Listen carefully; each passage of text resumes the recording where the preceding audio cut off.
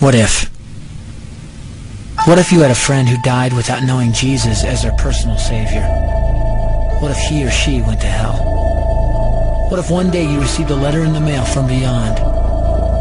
A letter from hell. A letter from your friend in the flames of eternal torment.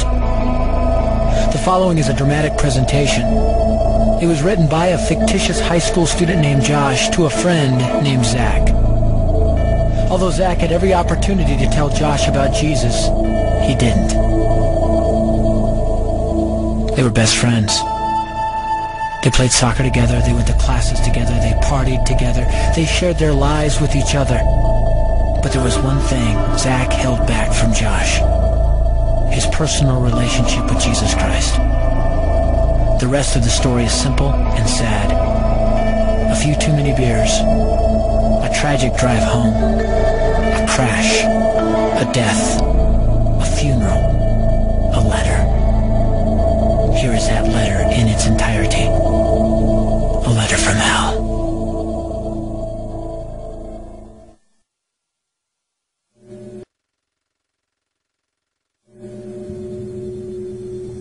Dear Zach, I died today. It's a lot different than I expected. You see, I always thought dying would bring me into a world that's foggy and hazy. But this place is crystal clear. It's even more real than my life on Earth. I can think. I can talk. I can even feel. Right after the wreck, I could feel my spirit leaving my body. It was the weirdest thing, Zach. I thought I heard you screaming out to me, man. I must have been just imagining things.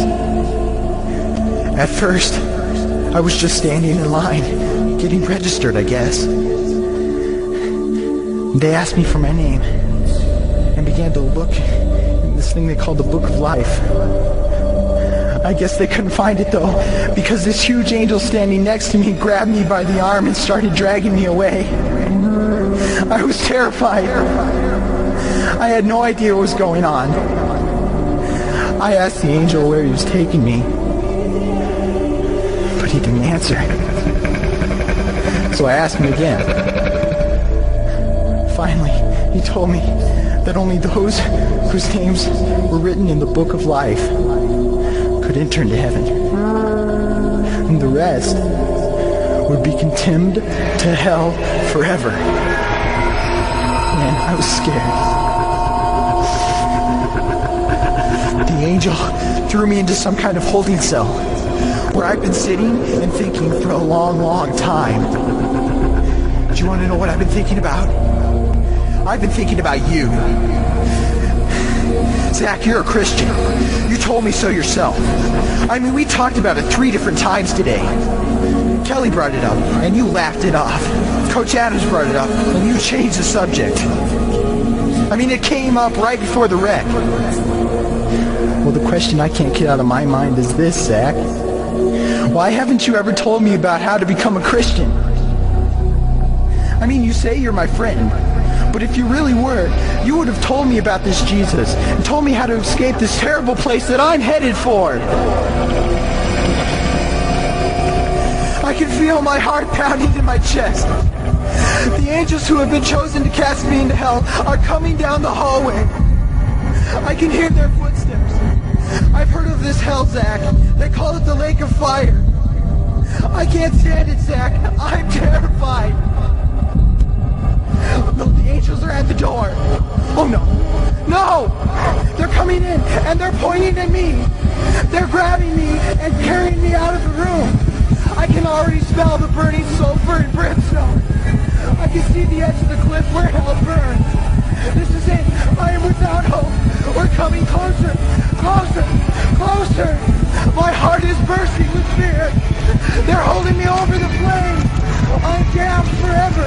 This is it. They have thrown me in. Fire.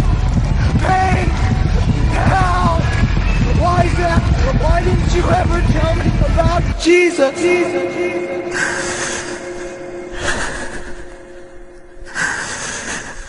Signed,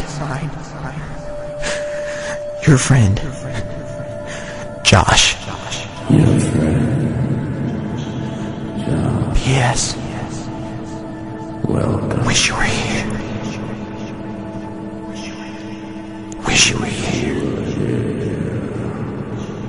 Wish you were here. Wish you were here.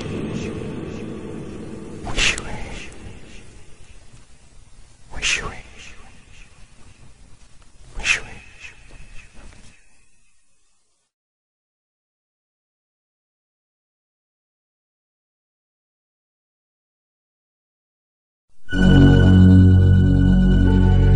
Don't bother me. Don't bother me with souls to save. I have my own agenda. There's school to do, sports to play, important stuff to attend to. Don't bother me with my friend at work. He's got his own religion. I don't have time to change his mind. He'll make his own decision. Don't bother me with that little girl, the girl playing in the street. She's much too young to understand that the Savior she can meet. Don't bother me with the sounds I hear, the sounds of people shrieking, although I wonder who they are. Who are these victims screaming? Don't bother me with who they are. I really don't want the blame. 'Cause it's my friend at work and that little girl who from hell scream out my name. But don't bother me.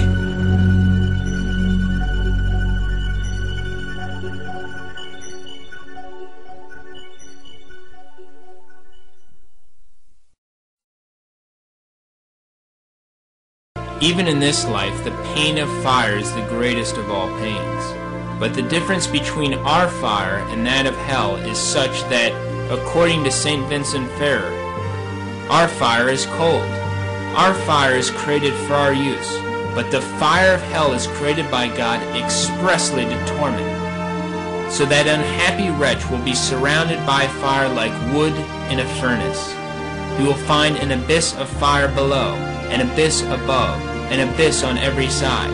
If he touches, sees, breathes, he breathes only fire.